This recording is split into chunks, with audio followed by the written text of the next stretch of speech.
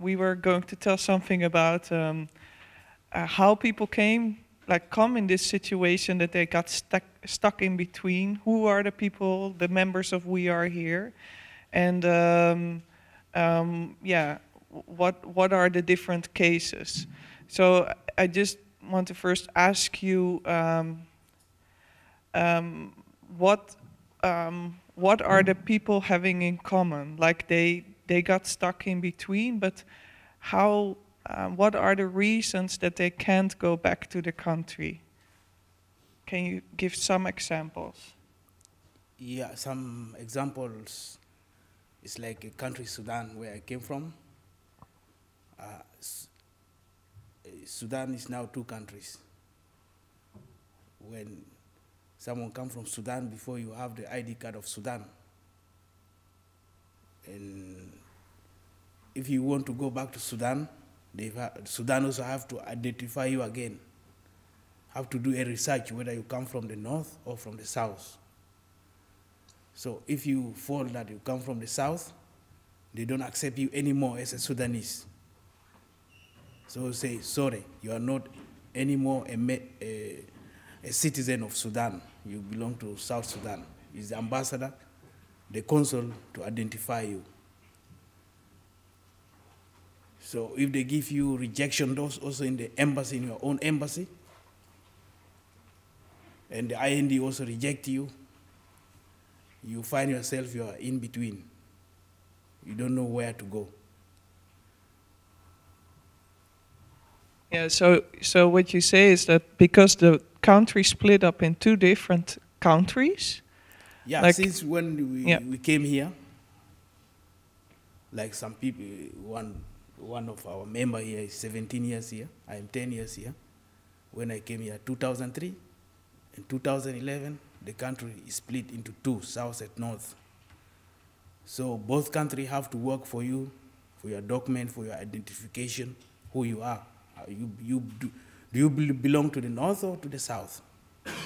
So this also take time. And we have also pressure from the government here, as Osman explained, how we've been called here. It's a difficult situation. And how, for example, did you end up in the Netherlands? Did you choose to go to the Netherlands?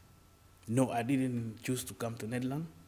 Even Netherlands, in Sudan, the name is called Holland, in Arabic. Actually, my first language is Arabic. And when I came here, it's called Netherlands. I say, oh, where I am.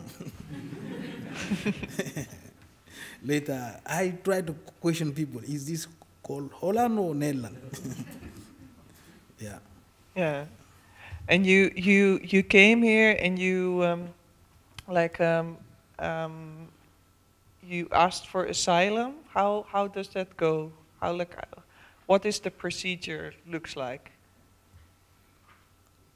Yeah, in the beginning it was so hard for me to get contact with the beautiful Netherlands ladies' eyes. Because in Sudan we are told that in the past when I left Sudan, women in front, men behind. When I came here, they asked me in the interview, look at my eyes. The ladies say, look at my eyes. I say, hey, what is that? Even me in Sudan, we are not used to look that kind of, yeah, you know, say if you don't look at me, you are a liar. Because there in Sudan, the women put mask. The burqa, all these. Yeah, the culture itself. And to get, if you don't look at me like I'm lying, but I'm telling the truth, what is going on. So he asked the interpreter, do you believe this man? The interpreter said, no, he don't know. But the case is mine, it's not for the interpreter. So he made the decision according to the interpreter. So and they gave me negative. Yeah, you had the feeling that the interpreter was translating your story well?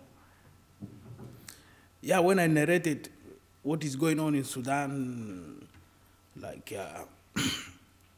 the town where I came from, like Juba. If you want to go to Khartoum, the plane have to roll within the city because the rebels is near. So when there are fighting going on, no schools, no hospitals, no gathering like this. So they don't believe me that. Say how? I say, yeah, this is Europe here. Netherlands is different. There is different. There always we hear bombs, we hear some your neighbor is wounded or this house being burned down. Yeah, military convoy today is going to another town, just like that. But when I came here, it's a civil society. I was the first impression. I was so happy. I don't see somebody moving in the street with a gun. Yeah. And like and other people from We Are Here, because you got to know like now a lot of other people who have been through the similar procedures here in the Netherlands, but come from different countries. What are the why, for example, people from Somalia cannot go back usually? Yeah, the government here is telling us that some part of Somalia is safe. Or, yeah, another year you see here that Mogadishu is safe, Argisa is safe. But it's not safe. The UN say Mogadishu is not safe, but still they insist that it's safe. So the people they stay in panic. They cannot go back. Yeah, you can hear bomb here in the TV. And the UN also reported, have a report about Mogadishu. Yeah, it's difficult situation of war. How can you take somebody to a place still there is war and he's coming from war? This is the thing. Mm-hmm. Yeah. Isn't it also so that, for example, Artsen zonder Grenzen, which is a Dutch organization, recently left Somalia? Do you know anything about that? Yeah, I heard about it. The doctors without limits. They left Somalia because Somalia is not a safe place for them. But still, yeah, the news is always today is different, next month is different. But if the place is not safe, it's not safe. Yeah. Yeah. And do you know like other reasons? Like for example, people from Ethiopia. There's a big group of also people from Ethiopia. Why can most of them not go back to Ethiopia? Yeah, like Ethiopia, there is a tribe called Oromo. It's been marginalized in Ethiopia. And if they go back, they will face also the prison and torture. And I see one activist also was tortured and even killed in jail. And it's hard for that group of Oromo to go back to Ethiopia. But Ethiopia, if you see Ethiopia for myself, like me, I'm coming from South Sudan. As I told you, it was a place of genocide. Even some Sudanese, before they go to Ethiopia as refugees to refugees camps. But if you are Ethiopian, you go back to Ethiopia, you are not the refugees, it's your country. So the law can be applied for them. Yeah. And what do you think like should be changed in the asylum procedure in order to improve these procedures here in the Netherlands? Yeah, the asylum procedure here in Netherlands is being structured that some people can fall out. Like some people fall out of the system. They are victims. We are victims of the structure that is being laid. So the structure itself, it needs to be revived, to be restructured again, so that some people cannot fall out of the system. Do you think it's having enough notions of all the different exceptions? Like for example, some people say that they are not believed to come from a certain place based on their dialect. Did you like? Do you know anything about these kind of like uses of methods that kind of like, take away the exceptions, the exceptional stories? Yeah, there's some things happening like that. But it's just the structure itself, which they laid in order for people to fall away from the system. But still they know that this guy or this lady is coming from there. Because the moment they want to deport you, the people who came with documents, they deport you to where you come from. And the people, even some people, they don't have documents, but they make a language analysis. They are going to deport them to the country where they identify that they are coming from there. So I think this is just the excuse in the media. Yeah. And what about, like, because We Are Here came together because they all were in the situation that they were out of procedure, couldn't go back to their country. Then they came together. But what happens actually when you are being put on the street after you're out of procedure? What did you do, for example? Yeah, we have nothing to do here in Netherlands.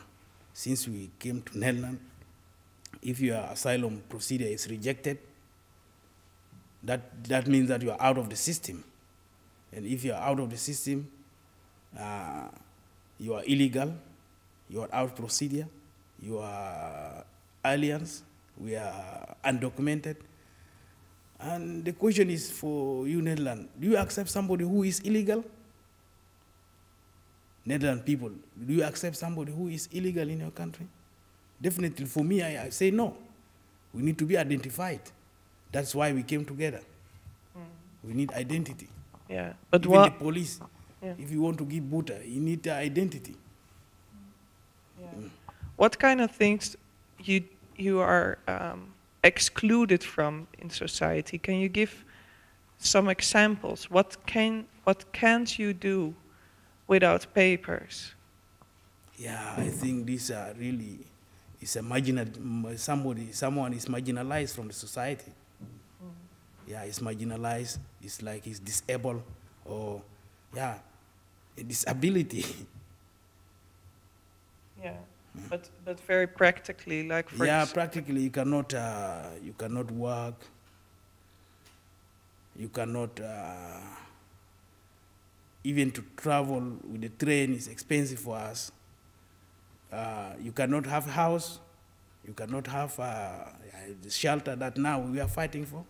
We don't have shelter. We are fighting for shelter. And the other thing that is not visible is also that we cannot work. We don't have income. We cannot travel even somewhere to any neighboring country. Even here in Netherlands, I told you the transport is very expensive. We don't have the reduction cards. I have before, but it's not working anymore. Even the bank cards, it's not working anymore. It's not functioning. Yeah, this is disability. Yeah. And you are now with We Are Here together, like people from all different backgrounds. How do you organize yourself? Like, how do you make decisions? How do you come together? Yeah, we came together in order to make our problem visible. We said to make it visible to the Dutch society. I've been here 10 years. In these 10 years, it's only 1 year that we made our problem visible. So I encourage the group that we have all to demonstrate together to make our problem visible. That is the inside strength that we have. But you are together and you have to make really tough decisions, right? For example, now with going to the old prison or not. So then you together need to make a decision. How does that work? How do you make decisions? How, as a group, you make sure that you can, that you stay together and make decisions together and talk things through? Yeah, the laws is the minister is the one making it. And all this time I've been living without document and been living this kind of situation of marginalization. And the group with me, they are living the same life that I am living. So I advise them we have to be together, and I'm one of the people that is ready to go to the official jail, not the jail that is being offered for me. Yeah, I don't need that jail that is being offered for me. I need the real jail. If they can give me the real jail, because I am innocent, I did nothing. I'm not criminal. Yeah, if they want to criminalize it, let them criminalize it. I stay before 1 year, 2 months in detention with the key. They call it detention, but it's not detention. It's with the key. So I'm doing nothing inside the detention center. So like this program that you are doing for the arts, even in the detention center, we have to be given creative things to create something, even in the detention center, not in the open prison also that they offer us, or in the RCC. People have to be dynamic. Mm-hmm. Yeah. How do you organize within the group internally? You have like all these different countries, and you have representatives of these countries? Yeah, we have people who speak French. They have their leader who speak French, who can translate what is going on within the community.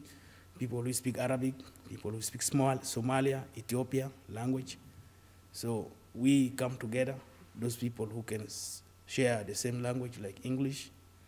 We come together and we make our decision because we can communicate within ourselves. There's some people there, I cannot communicate with them. If they speak French, it's difficult for me to speak French. Or Arabic I can speak, and the Ethiopian language is difficult for me. So we pick one from the group that can speak the language, then we make the decisions there. Mm. And do you come together regularly with the rest of the group? Yeah, if it's necessary, big meeting like now, these days, we are in panic where we don't know where we are going to. So the whole group is invited to listen for the decisions that is. Also, they have also to share in, to give some points. Sometimes some guys, they have good ideas also within the group. Even he can speak in his own language. Like one guy from Somalia, give you example, he said that, how can somebody go to prison and think freely to go back? If you are in prison, how can you think to go back? Yeah, he need peace of mind, not to be in jail. Yeah, this is one of the group there, but he's speaking his own language and they translate it for me. I found that, yeah, really, this is a good point. And what is going to happen coming days you expect? Yeah, it's going to happen like in Osdorp, where in Osdorp we live outside. We accepted to be there, but the government don't accept it. And we accepted to live there in the flow contour, though the situation hygienically is not, it's a contour, it's office. And the government don't want us to stay there. He want us to go to the jail. But we don't want to be in jail. He told us this is a hotel. Now I see in the media, they say that Haven Hotel. But before it's Haven Kavanganis. Haven prison, they say Haven Hotel. Yeah. But you got a letter from the mayor? Yeah, we got a letter yesterday. The letter came 9 o'clock. They say that we have to rethink again, to make a decision to sign to go to the Haven Hotel. But it's not hotel, it's a jail. So we told them many times, no, no, no. But they still keep on pursuing us. Hey, you accept to go there. You don't have no choice. Yeah. In this 21st century, who can accept to go to jail? I'm a young man. Why I go kill my time there?